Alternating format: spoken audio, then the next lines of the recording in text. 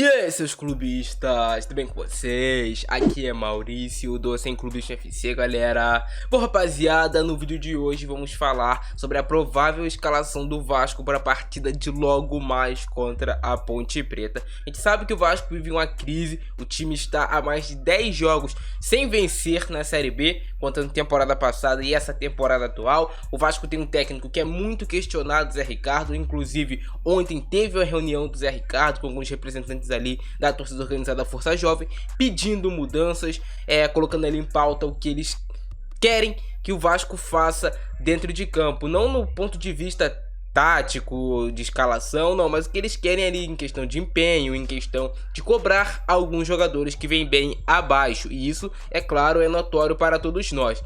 E a provável escalação do jogo de hoje, que o Vasco vai entrar em campo, tem muitas modificações, tem muitas mudanças. Podemos ter um time mais ofensivo, um time do Vasco ali mais leve, buscando realmente a vitória hoje a qualquer custo. Também teremos a estreia de Palácios, o jogador mais caro que o Vasco contratou aí, mano, sei lá, de uns 10 anos pra cá, eu acho que o Palácios é o jogador mais caro que o Vasco já contratou, sem sombra de dúvidas. Então, tem muita expectativa em cima desse chileno. Então, deixe seu like aí embaixo, é muito importante seu like pra você me motivar a continuar trazendo vídeos todos os dias aqui no canal. Conto com seu like, conto com seu apoio de coração. Se você curte fazer apostas esportivas, comece já a apostar pelo site da BR4Bet. Faz lá sua aposta hoje no Vasco, caso você consiga vencer, caso o Vasco aí consiga a vitória.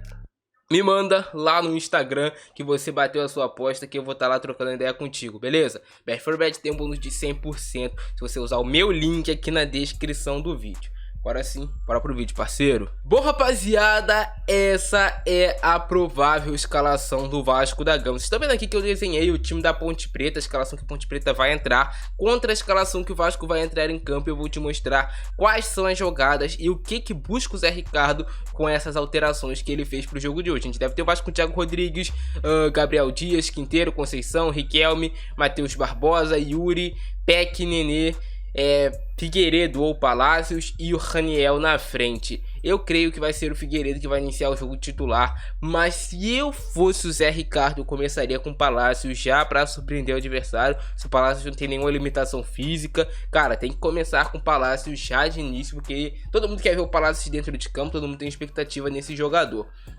A gente deve ter a volta do Gabriel Peck, o time titular. O Eric no último jogo acabou indo muito mal quando ele foi titular contra o Chapecoense, perdeu um gol feito, então Gabriel Peck deve retomar a sua vaga. E outra mudança muito importante que devemos ter é a entrada do Riquelme no lugar do Edmar. Cara, o Edmar não tem mais condições de jogar futebol profissionalmente pelo um time grande como é o Vasco da Gama. O Edmar tem 35 anos, é um cara que não agrega nada em campo. Então assim, o Riquelme tá pedindo passagem, espero que o Riquelme hoje faça uma baita de uma partida e conquiste essa vaga, cara. A gente precisa de um lateral esquerdo bom no Vasco. A gente sabe que o Riquelme tem isso. O Riquelme tem que ganhar massa muscular, tem que ser o jogador que a gente espera, até para ser vendido depois do futebol europeu, sei lá, se valorizar. Outra mudança importante que podemos ter é a entrada do Matheus Barbosa jogando como segundo volante. Matheus Barbosa entrando para fazer o segundo volante. O Vasco tem o Yuri voltando para sua posição de origem, cabeça de área, primeiro volante, onde ele se destacou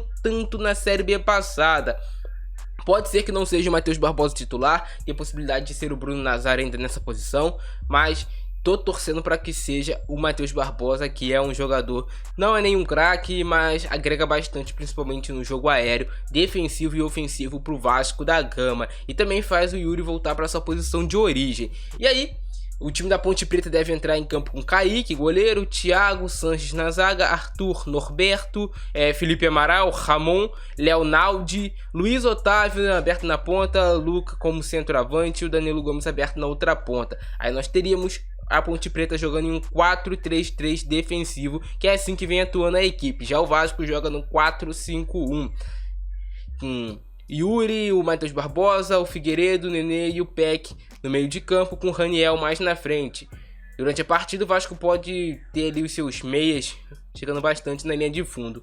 O que quer o Zé Ricardo com a entrada do Peck e do Riquelme? Uma movimentação que a gente já viu na temporada passada, o Fernando Diniz fazendo bastante. Isso aqui, ó, superioridade numérica. 3 contra 1, 3 contra 2. Se o ponta recompõe, fica aqui 3 contra 3. Mas aí você vai ter que ter um encaixe do Matheus Barbosa pisando mais na área, do Raniel pisando também na área e o Figueiredo ou o Palácio chegando também para complementar a jogada. Assim o Vasco traz muito jogadores para um lado do campo e cria a tal superioridade numérica, onde você consegue tocar a bola e envolver o seu adversário com triangulações e com jogadas de cruzamento vindo da linha de fundo para dentro da área. Como o Vasco vai ter muitos jogadores nessa porção de campo, é provável que o Vasco tenha também superioridade dentro da área e consiga fazer um gol. Se o Vasco conseguir fazer essa jogada durante a partida pelo menos 3 vezes, o Vasco vai fazer um gol aí. Escreve o que eu tô te falando. Se conseguir triangular a jogada entre Riquelme, Nenê e Gabriel Peck, o Vasco vai fazer um gol desse jeito hoje. Escreva o que eu tô te falando. Mas isso, claro, não é tudo na teoria. Na prática, esses jogadores têm que acertar os passes. O que é difícil, que é complicado, porra. Mais alguma... O que o Vasco deve se preocupar hoje para essa partida? O Vasco deve ter uma linha um pouco mais alta hoje, porque precisa do resultado. Deve ter o Riquelme avançando muito, então com certeza a Ponte Preta vai explorar as costas do Riquelme. O Vasco com essa linha mais alta vai ter muito lançamento da Ponte Preta, tentando encontrar um dos seus 3 jogadores de frente em situação de marcar gols. Ainda mais se o Vasco tentar exercer uma marcação um pouco mais alta. Como funciona a marcação mais alta do Zé Ricardo? Eu vou explicar também aqui no vídeo de hoje para vocês. O Nenê vem aqui com o Raniel e o Matheus Barbosa sobe, o Yuri fica aqui. Assim funciona a marcação mais alta, a tal famosa marcação pressão do Vasco, que não pressiona ninguém, mas podemos ter sim no jogo de hoje esse desenho. É bem importante que vocês prestem atenção em cada detalhe da formação tática do time hoje para vocês entenderem, cara. Essa marcação do Vasco se consiste em ter 1 para 1 aqui, 1 para 1 aqui, 1 para 1 aqui, e o Matheus Barbosa sempre, por exemplo, aqui. Estão tentando sair por esse lado, o Matheus Barbosa chega aqui, estão tentando sair por aqui, o Matheus Barbosa chega aqui. A linha do Vasco vai avançando junto, para assim conseguir roubar a bola no campo do adversário. Se o Vasco conseguir roubar essa bola na intermediária, o Vasco tem uma jogada para fazer em 3 toques o gol. Que seria a bola do Matheus Barbosa pro Nenê, pro Raniel ou pro Palácio, pro Figueiredo, pro Peck, pro Eric, assim por diante. Mas, cara, o que eu acho dessas mudanças no time do Vasco? Muito positivas. O Vasco precisa de vitalidade, o Vasco precisa jogar o futebol mais ofensivo se quiser voltar para a primeira divisão. O Zé Ricardo tem que sair da mesmice, viu que o que ele estava fazendo não vai dar certo, já deu errado, então o Vasco precisa dessas mudanças.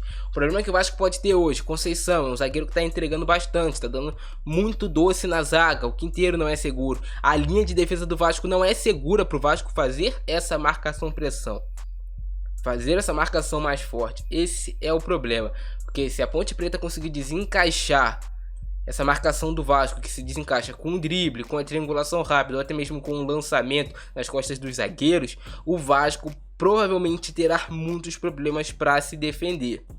Então, o Yuri vai ser essencial como esse cão de guarda aqui. E os laterais têm que estar muito atentos. O Riquelme tem que saber a hora certa de subir, ter a cobertura, é óbvio, claro, mas tem que saber também que vai ter problemas na sua retaguarda.